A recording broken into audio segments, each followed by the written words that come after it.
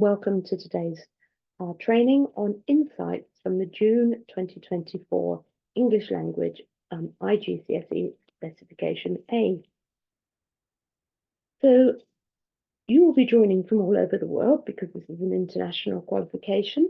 So it's good morning to some of you, good afternoon to some, and I'm sure good evening to some people who perhaps are in the Far East and so on.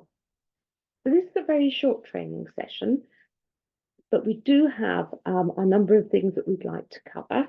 So we've got a bit of an introduction of what we're going to look at. We're going to look at paper 1 and paper 2. So we're looking at the examination route through specification A. The content we've got today comes from the examiner reports, which are on the website, but they're also in your download pack. So there are 5 downloads available today. They're SO1, which is this slide deck, SO2, which is the paper 1 examiner report, SO3, which is the paper 2 examiner report, and then SO4, you've got the question papers, and SO5, the mark schemes. So what we're looking at today comes from the main paper, rather than the R paper. But for those of you who do the R paper, those are available for you in the examiner reports as well. So the overview of paper 1 and paper 2, some detailed analysis on the questions.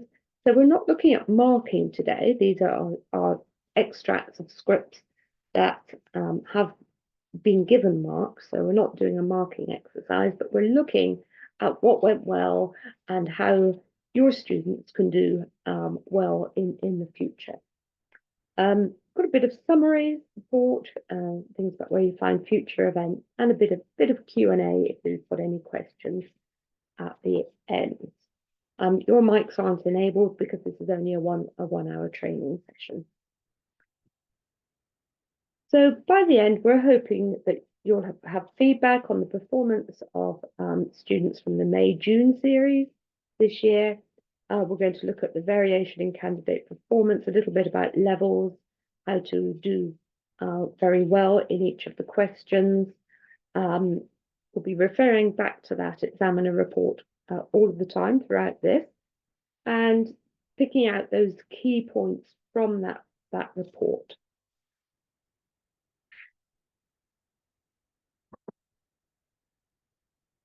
So just a quick overview of the papers here. So these were the 2 texts. Obviously, these are available for you for download. So text 1, which is the unseen text, was the tin bath tournament, where the writer, Ben Fogle, describes taking part in the World Tin Bath Championship on the Isle of Man. And text 2 is obviously always the anthology text that your students will have studied. And the one for the June 2024 series was From a Game of Polo with a Headless Goat. Emma Levine writes about a donkey race, which she observed in Karachi, Pakistan. Second text is always, of course, from the anthology. The examiner report states that students engaged well with the text, and we've got these 2 quotations in pink here from the examiner report. The text worked extremely well together. Examiners reported that the unseen text was very accessible and allowed candidates of all abilities to respond to it. One examiner noted that I got the impression that many connected with and enjoyed the Ben Fogle extract. So those were the extracts. For paper 2, obviously for question 1, we're looking from the anthology, and the poem was An Unknown Girl. Again, the examiner report stated that students engaged well with the text. And then we've got, obviously it's a text they know, they've studied with you. The majority of candidates appeared to be able to engage with the poem and focus their discussion on the presentation of the importance of traditional Indian culture. There was a good variety of responses across all levels, and regardless of level, the majority of responses largely followed the requirement of the mark scheme. You know that candidates followed what they were asked to do. It wasn't everything they knew about the poem, but they responded well to the question. As has been noted in past series with this poem, many comments were insightful and unique, showing how well candidates respond to this anthology text. So those are the two question papers. Obviously, we'll look at the writing questions later. So now we've got a little bit of an overview from the examiner report. We've got a few speech bubbles that are going to appear here. These, if you're following from the examiner report, are on page 4. And they're the things that examiners felt the candidates did well and that they were well prepared for the exam. This is very top level stuff. We'll come down to a little bit question level stuff in a moment, but these 3 quotations are useful. So this is an untiered specification, and the choice of text and question set are such that all candidates are able to access the paper and show their abilities in reading and writing. The vast majority of candidates sitting the papers in this series responded very positively to all questions. It was clear that candidates were able to show some understanding of the ideas in the unseen text, which examiners felt offered candidates at all levels the opportunity to write about a range of connections. And candidates had been prepared well and all had, at varying levels, acquired and developed the skills of interpretation and analysis. Many examiners felt that the standard of writing across both questions 6 and 7 was often very high, and many level 4 and level 5 responses were seen. So the overview of paper 2, this is from page 5 of the examiner report for paper 2. Again, we're going to look at the assessment objectives later in the presentation, but this is just the general overview. So section A, successful responses understood the content and ideas in the poem, used the bullet points in the question, and made references to context in response to the poem. And less successful responses demonstrated a lack of awareness of the range of ideas of the poem, did not reference the question, and just wrote all they knew about the poem. Followed a rigid stanza-by-stanza approach, which obviously often leads to a narrative approach, doesn't it? Feature spotted or relied heavily on description of the ideas and events, and did not support their points with textual references. Question there come through in the chat: are the mark schemes for the given papers available yet? Yes, they're in your download. Let me just double check. The mark schemes are SO5 on your download, but all of this should be available to you on the website. They are locked, so your exams officer will be able to give you a login, or you should have a login for Edexcel online, and you'll be able to access them there. Okay, so section B, the writing responses. Successful responses used a range of vocabulary for AO5, showed creative ideas and suitable tones, style, and register for audience and purpose. And less successful responses lacked organisation in response to those writing questions. Obviously, they choose one from a choice of 3, and lacked accurate spelling and sense of control of punctuation and grammar. Okay.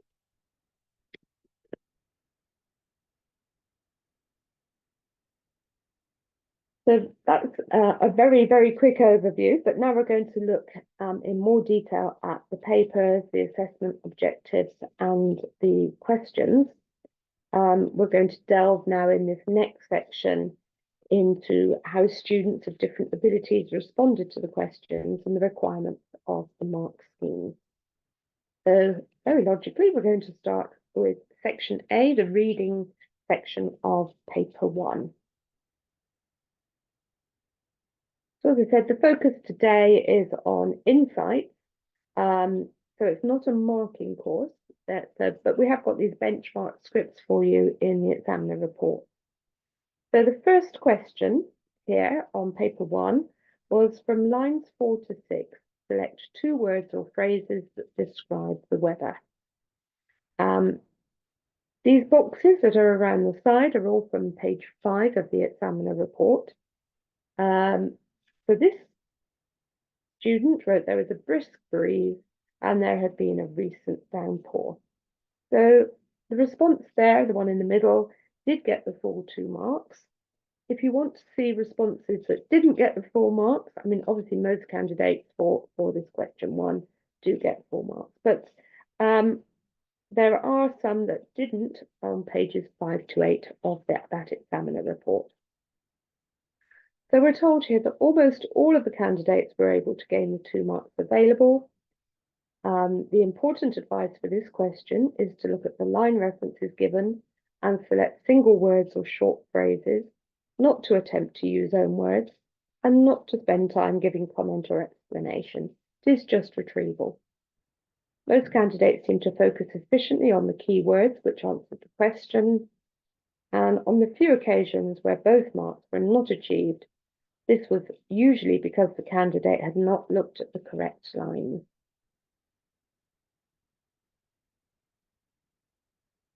Okay, I can see a few questions coming in here. Yep, thank you, Jessica, for telling us where, yeah, under the resources tab, you should be able to access all of those resources that I listed at the beginning. So question 2 on paper 1. The question here, the whole question was, look again at lines 41 to 51. In your own words, describe what happened. And here we can see this candidate has bullet pointed their response. This one did get the full 4 marks. The key thing here, of course, is that's link own words, that's signposting to own words. So these are from, if you're following in the examiner report, these are from page 9 of the examiner report, the things that are about to appear. So students are now allowed to answer question 2. Yes, they can use bullet points. It makes it very clear for the student how many points they've made. It also makes it very clear for the examiner, of course. So most made a commendable effort to use their own words and were awarded 4 marks. The most successful approach employed by candidates was to make at least 4 clear, discrete points. The response must be written in full and complete sentences that clearly demonstrate understanding and secure interpretation, and that's what this candidate has done. Some did not gain 4 marks as they did not follow the instructions in your own words, and too much of the response was lifted. Thanks for that question, Eleanor. Bullet points, yes, bullet points are fine.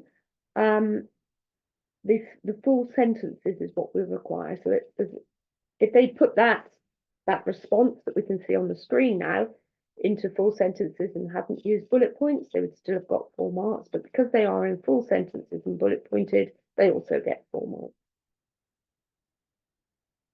Others lost marks because they repeated points or because they referred to the wrong parts of the text.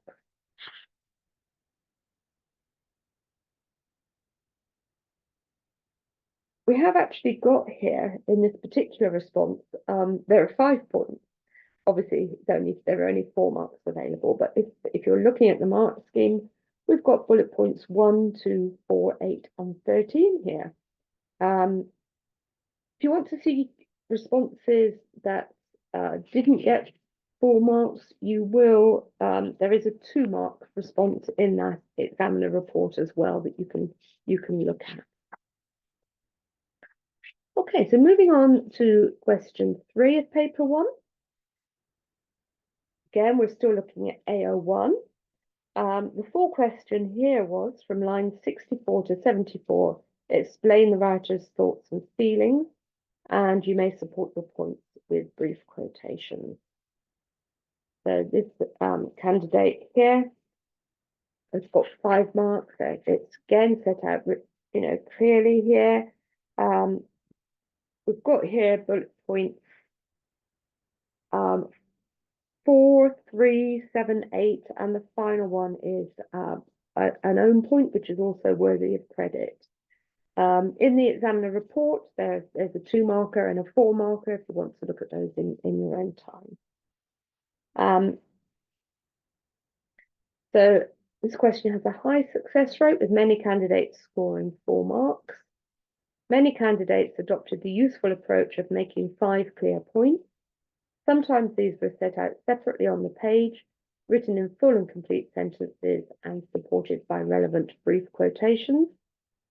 Examiners were concerned that some candidates invested too much time in this question. Some candidates relied on integrated quotations to make a point, but explanations are needed to act as evidence of understanding, and quotations should be used to support these points. And a few candidates expected long quotations with no comment to act as evidence of their own understanding.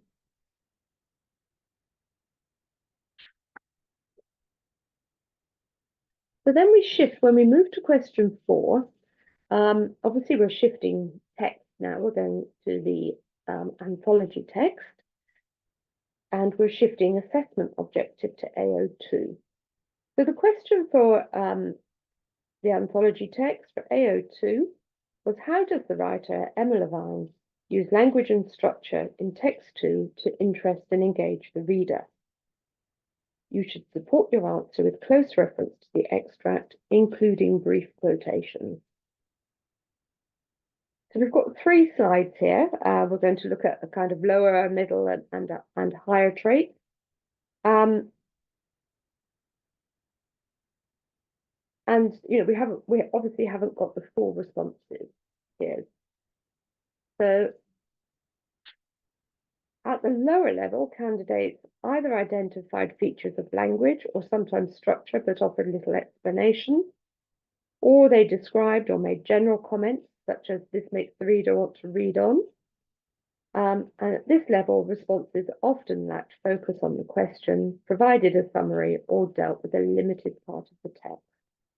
And of course, in the examiner report, we've got these examiner tips. So try to explain exactly what your selected quotations relate to in the passage and aim to make a few more points. So these are page 23 of the examiner report. This one was a level 2 and it got 4 marks. So in the middle range, you'll find this one. This is from page 25 of the examiner report. It's as I said, it's only an extract, so you can see it on the screen. It's a mid-level response. It was a level 3. It gained 6 marks for the whole response. But in this mark range, candidates tended to work through the text, made a sound range of points, and selected apt textual references for support. However, often they did not move on to analyse closely the impact or connotations of individual words and phrases, or fully consider the effect of structural features. And again, we've got the examiner tip there.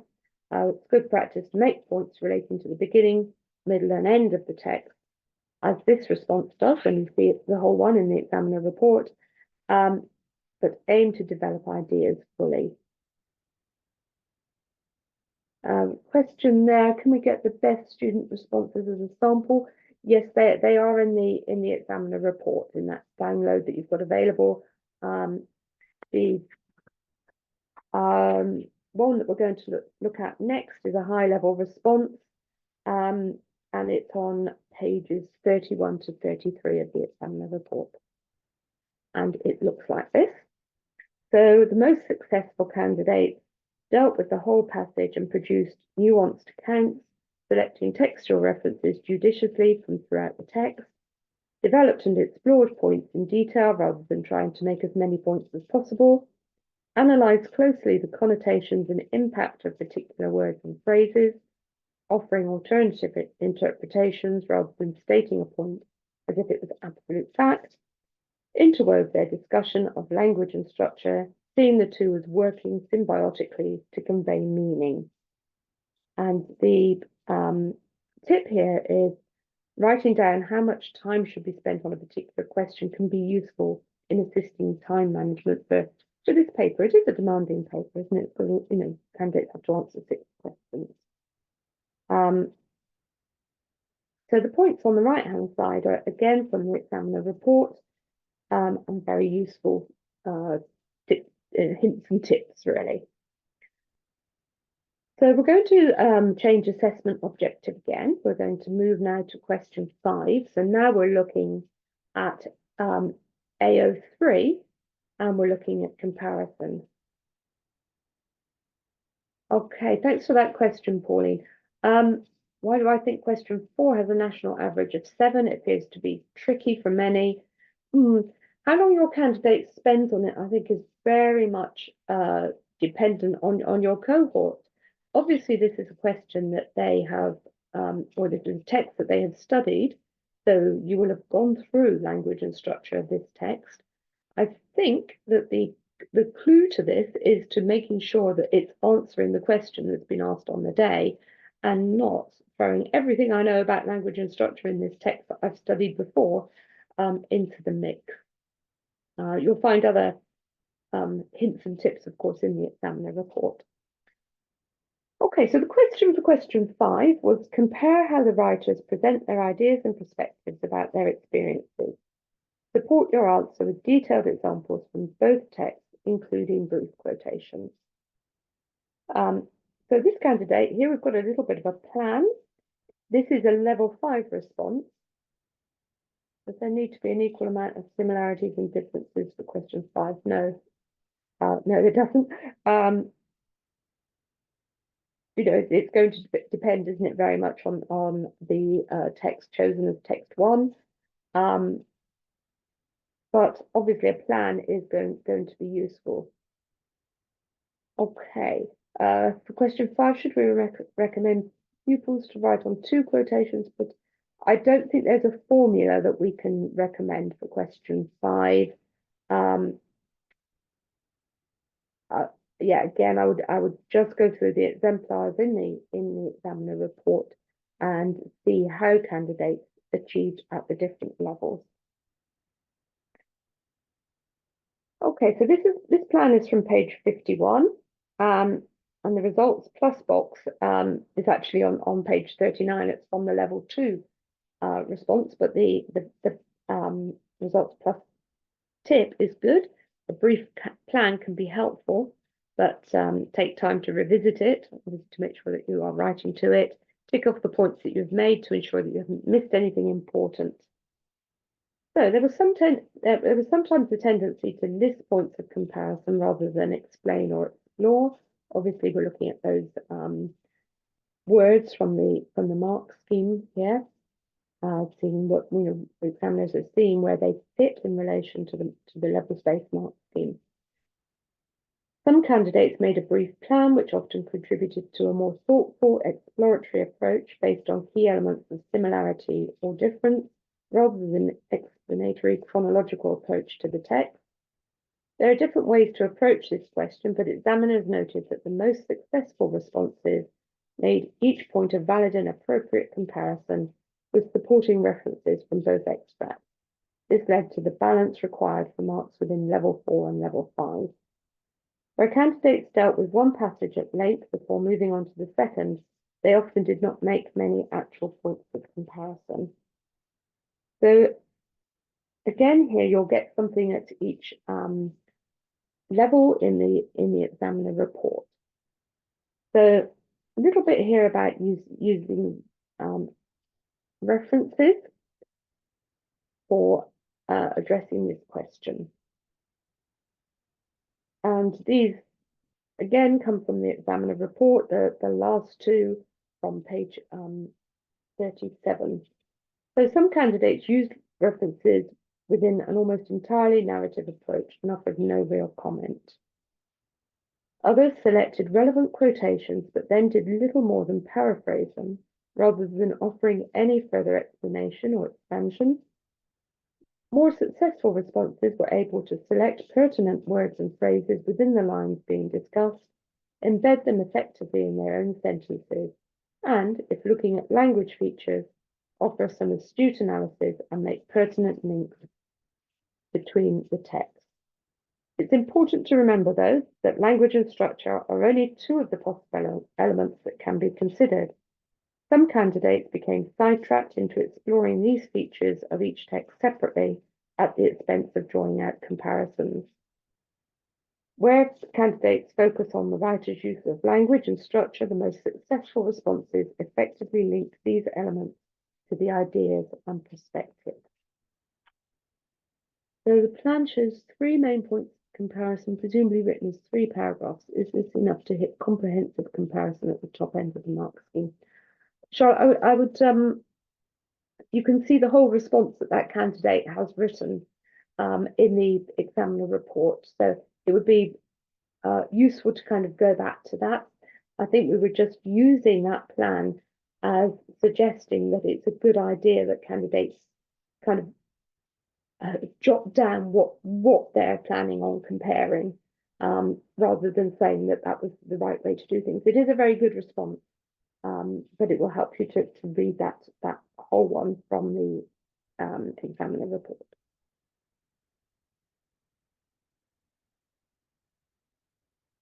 So this is a lower end response, just a very quick summary of lower end versus higher end for these last 2 slides on question 5.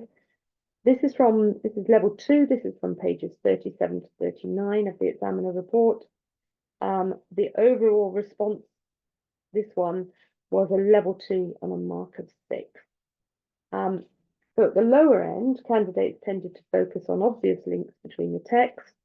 Often these answers gave a point, perhaps supported by a quotation, but with no development, quickly moving on to make another point. They retold the events of each text, sometimes with greater emphasis on one text rather than focusing on comparison or examining the perspectives and experience of the narrators. Wrote on one text at some length before moving on to the next without drawing on any links between the two, and wrote about 2 completely different elements of the text where there was really no point of comparison. So this next one is a higher level response, and this might come in some way to answering your question again, Charlotte. This level 5 response is pages 51 to 55, and this one received a mark of 20. So at the higher end, responses focused almost immediately on comparing specific details of the extracts and looked at the writer's perspective as well as ideas. Included perceptive analysis of setting, atmosphere, language, structure, purpose, and tone, and explored the nuances and subtleties of the extracts. There was often astute contrast between Fogel's self-deprecation and his negative and emotional experiences, and Levine's lively and enthusiastic recount. Then it's our thing about perspective, the attitudes, feelings, all of those things in the text, rather than that focus on just language and structure. Also made perceptive points about the use of juxtaposition in each text in terms of creating tension, the use of sound to intensify atmosphere, and the idea that both narrators felt like outsiders. So that's a kind of whistle-stop tour of the examiner report, but obviously you've got all the material there, because now we're moving on to paper 1, section B, which is obviously the writing question. Very high tariff, 27 plus 18, whole 45 marks here. So candidates are given a choice of 2. We're focusing today, because this is such a short course, we're focusing on question 7, which was by far the most popular one in the June 2024 series.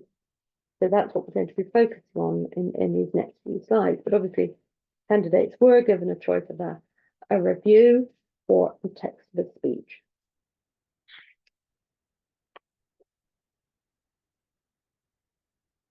So I'll just give you a couple of seconds just to remind yourself of what these questions were before we go on to talk about question 7 and look at the lower end of that.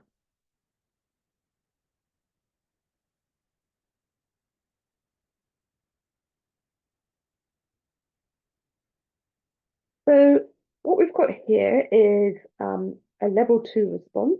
The overall response received 13 marks. That response is pages 69 to 73 of the examiner report. But just some things about the lower end. Sometimes candidates lost sight of the form, took quite a narrow view of winning as applying to sporting competitions, and seemed unsure of their own opinions when trying to consider opposing views, and limited their responses with erratic control of punctuation and a lack of clear overall structure. So again, we've got the examiner report about a brief plan helps you to organise your response, particularly when you're working with these writing questions, or the writing question that you've chosen. So looking at the mid-level responses, this is a level 3 response. Overall, it received 28 marks. It's on pages 75 to 77 of the examiner report. So at mid-level, candidates employed a suitable tone and register, and most had a very clear idea of what the form required. Candidates could consider moving away from the good evening, afternoon, I'm here to speak to you about type openings.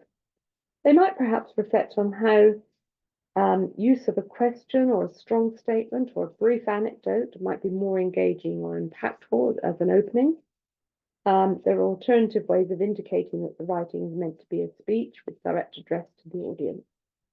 So the examiner tip there, consider what strategies you could use to engage your reader right from the start. And then at the higher end, this one is a level 5. It received 43 marks, 43 out of the 45 marks in live marking in the summer. And you can find it on pages 83 to 85 of the examiner report. So at the higher level, to achieve the highest level in AO4, writing needs to be perceptive, subtle, and sophisticated, and there should be a clear focus on the appropriate form. For AO5, candidates should consider the ordering of their ideas, writing clear paragraphs, and aim to link them effectively. There needs to be accuracy, but also a strategic use of an extensive vocabulary. Candidates should not avoid using an ambitious vocabulary because they fear spelling errors. Obviously, ambition is rewarded in the AO5. They should also aim for an assured and controlled use of a range of carefully crafted sentence structures to achieve particular effects. And the examiner tip there, note how the candidate uses personal experience as a link to a wider theme.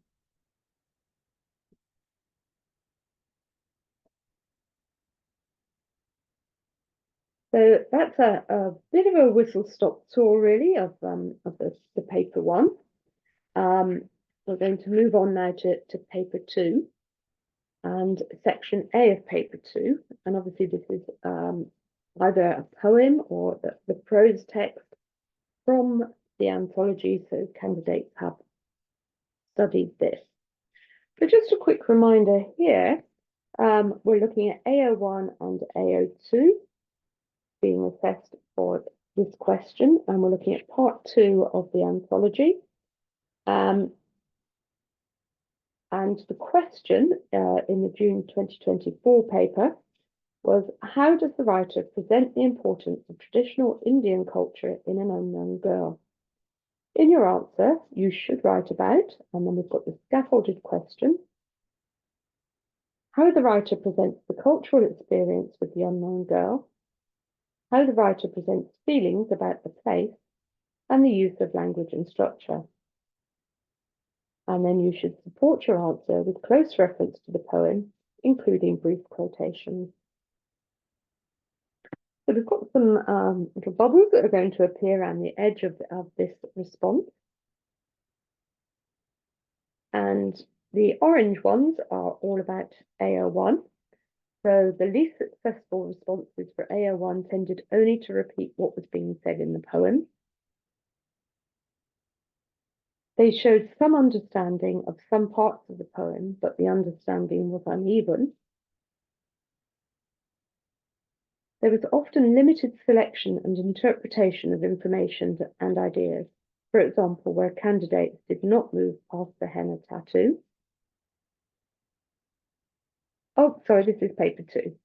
Apologies. And then we're going to have now a pink speech bubble, which is referring to the AO2. Devices were often identified and named, but these responses did not discuss their use.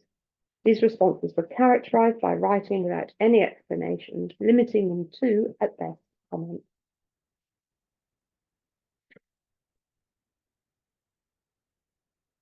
So this extract, obviously it is just an extract from an answer. It's level 2. It got 12 marks. But you'll find it in the, obviously we're changing examiner report now, so it's the paper 2. It's from page 7 of the examiner report.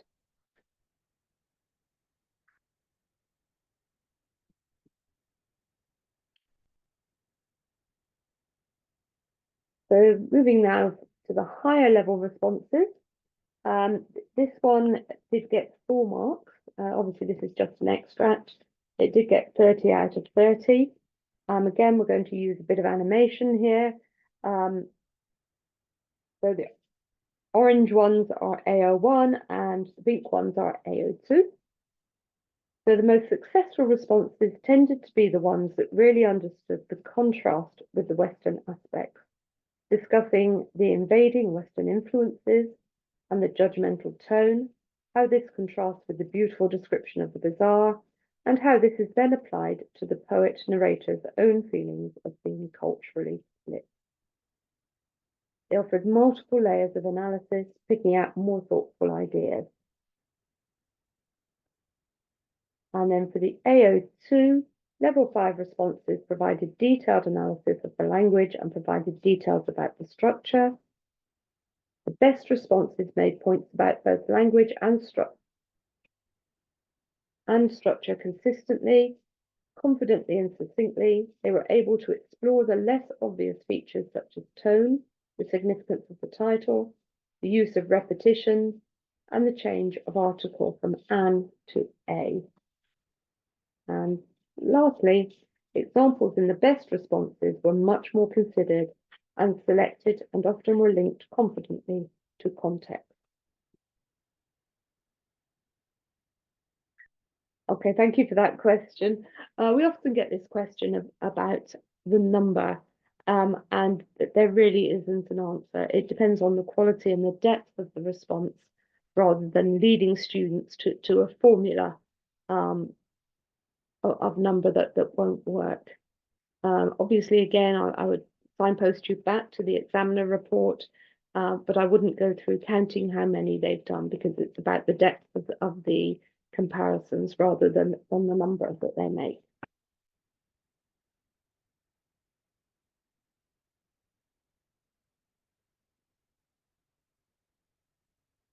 Okay, just having a look at what you've put there, Simon, so just give me a second. Ask them to use the coursework option instead of paper 2. I haven't been able to find anywhere on results plus provide with a decent comparison of performance between coursework and exams, or indeed a comparison of coursework marks with Edexcel averages. This is information available anywhere. I actually don't know the answer to that. I know there is coursework training coming up. I would suggest to both of you later on in the presentation, I'm going to be talking about Claire Haviland, the subject advisor. And I'm going to be sharing her contact details. So I would suggest you contact her with those questions because she will know where to find that information for you. So if you hang on towards the end, all her information will be shared. Okay, so paper 2, section B. These are the 3 questions that candidates could choose from in the June 2024 paper. So a time when you or someone you know decorated something, a story with the title The Perfect Place, And then there's always one based on the images. Look at the images, write a story that begins "Our eyes suddenly met." But it doesn't have to be based on the image, but obviously that's a good starter. So those were the questions that students chose one from that choice of three. So some general feedback to begin with. There's lots of feedback available on each question, but we're looking now at this section B, the general kind of overview, but I'll be signposting you to some more of this later on. The main areas that discriminated these responses were whether candidates could meet both parts of the first part of the bullet point in the mark scheme for AO5. For example, they often expressed ideas to achieve in level 2, but these ideas lacked the order for the second part of the bullet. In level 3, they may have connected ideas but not developed them. The success of tone, style, and register in AO4, whether candidates had really considered the assessment objective required to write for specific purposes and audiences. This means answering the question given in an appropriate way rather than using a past paper response prepared and trying to add the title in.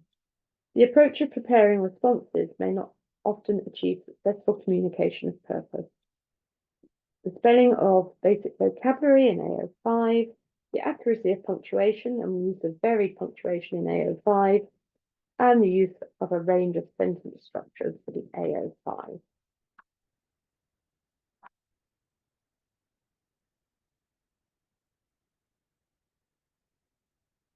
So some summaries now from the principal examiners for each section of the 2 question papers.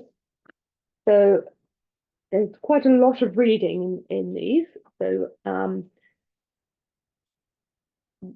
I might give you a bit of time to just read those through. I'll just and just give my voice a rest. I'll let you read the section A summary and I'll read the section B summary, which is the next one. So I'm just going to be quiet for a moment while you read through that one.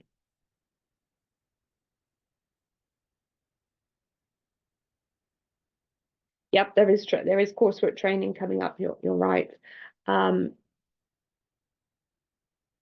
that will be on the June 2024 exemplars. So that's the only coursework training coming up. But if you've got specific questions, as you were asking just now, about the comparability of paper 2 and paper 3, then Claire Haviland would be the person to speak to.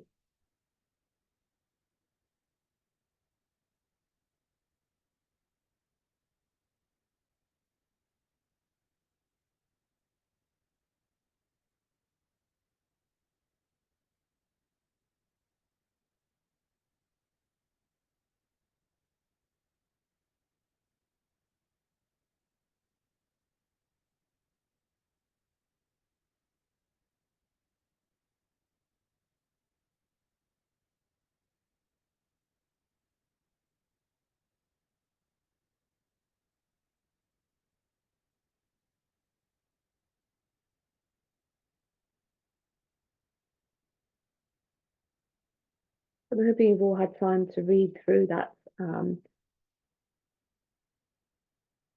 Yeah, they are in the coursework pack, rather than level 5 coursework exemplars in the pack.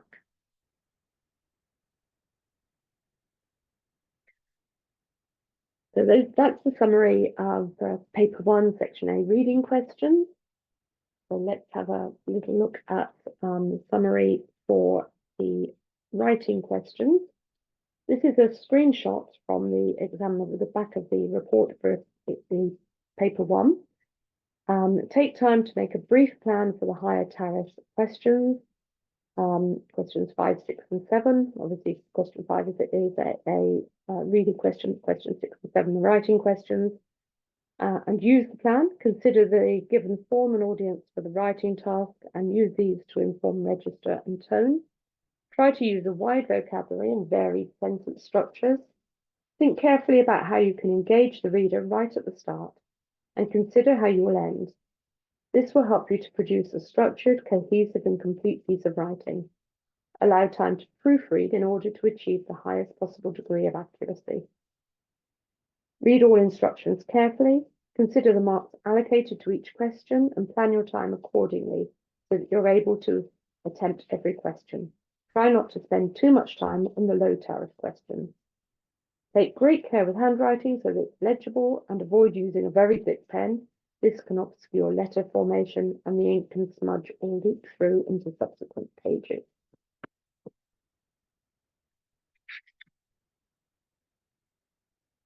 Okay, so moving on to the summary from the examiner report. Again, it's a screenshot from the end of the paper 2 examiner report. This is section A on the anthology question, and I'm just going to give you the chance to read through that one because you've had a lot of me talking before we move on to the section B question for paper 2. A couple of minutes to read through that.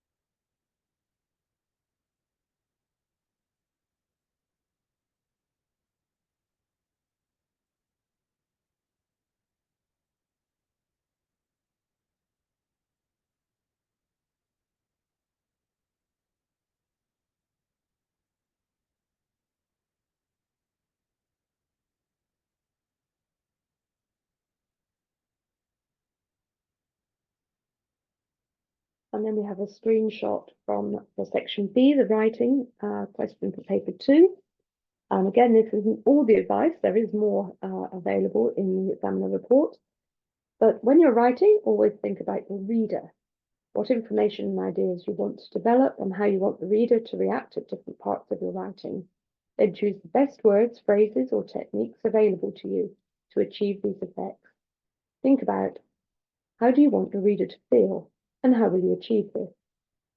To encourage more conscious crafting of writing. Listen to your teacher's advice and make sure to plan. Some responses felt as if they had little purpose or understanding of how they were going to conclude. Think carefully about starts and ends. Think about how you will begin to write so that it is engaging for your reader from the very start. As you begin to write, know where you will end. This will help you to write in a manner that is cohesive and coherent for your reader. Take care throughout with accuracy, spelling, punctuation, and grammar. In writing, focus on crafting and organization, whatever the nature of the task. Be ambitious in your structure, vocabulary, and range of ideas, and try to be creative and original. Always respond to the question set, not a question you have prepared. This rarely leads to effective responses because the response needs to be appropriate and at least clearly linked to the purpose, i.e. the title.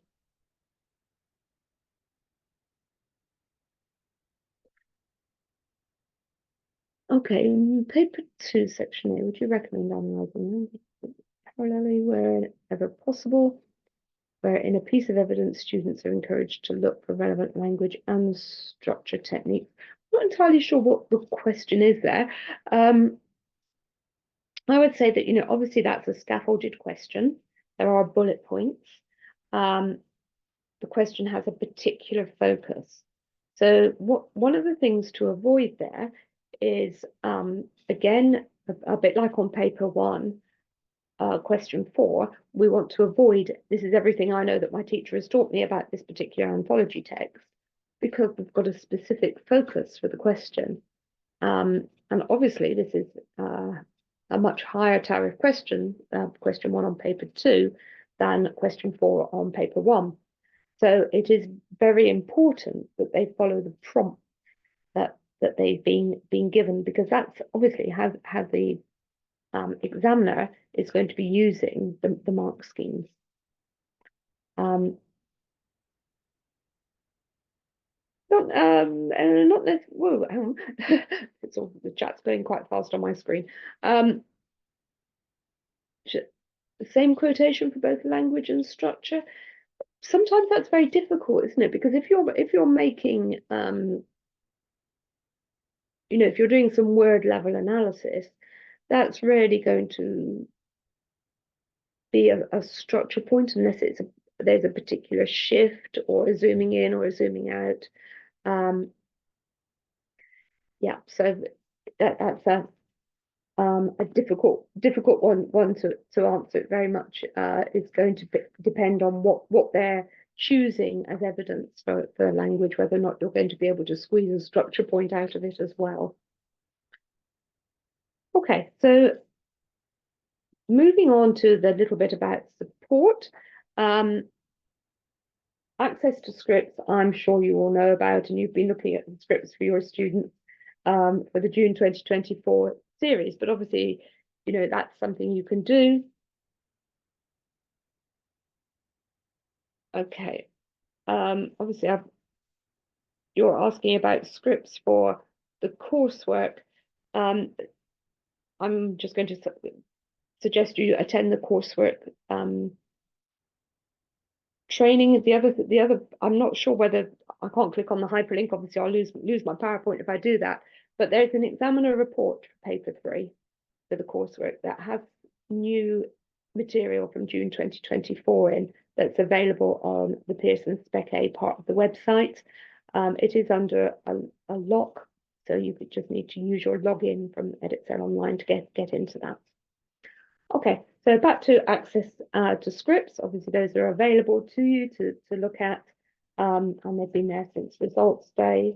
They're not there, they do have a closure date. So just if you're going to be asking for any reviews of marking and moderation, then you just need to be careful with the dates for this window.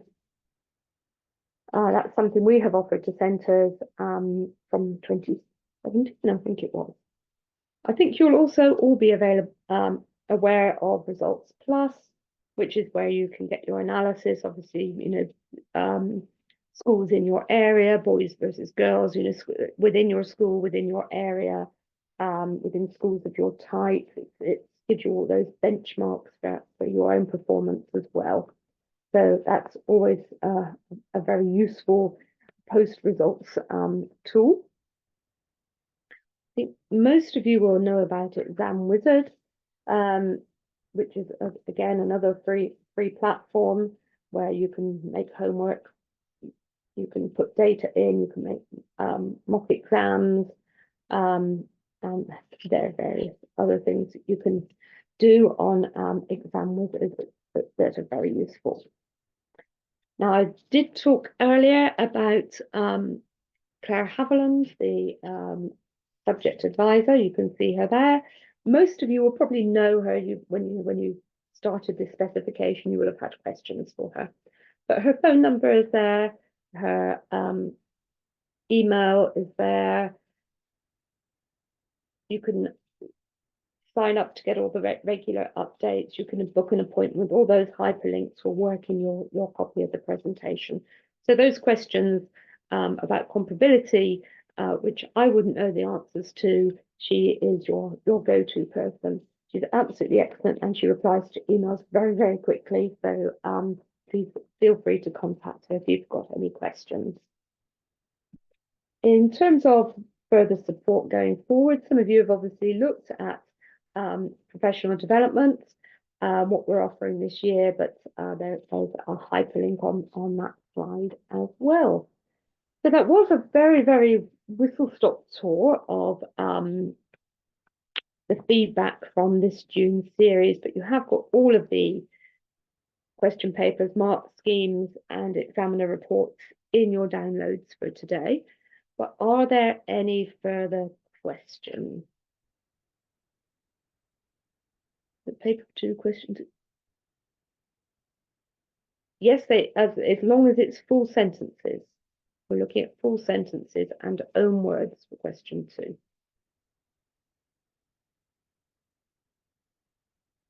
Any other questions?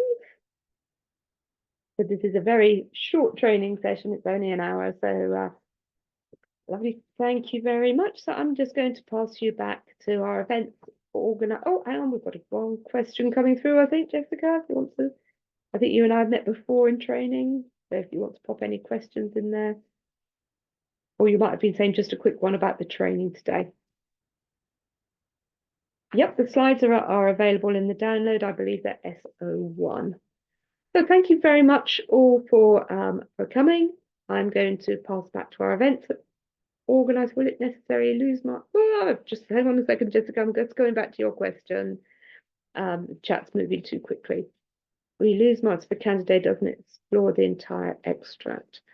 Well, you wouldn't lose marks, but it may mean you don't, if you're not showing that you're aware of the whole extract, it may not enable you to get to the top of the mark scheme. If you're only using the first paragraph, then it's not going to be a very rounded response.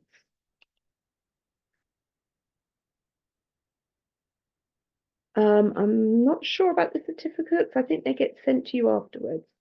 Okay, so thank you very much, everyone. I'm going to pass back to our person who introduced us to today's session to conclude today's training. Thank you.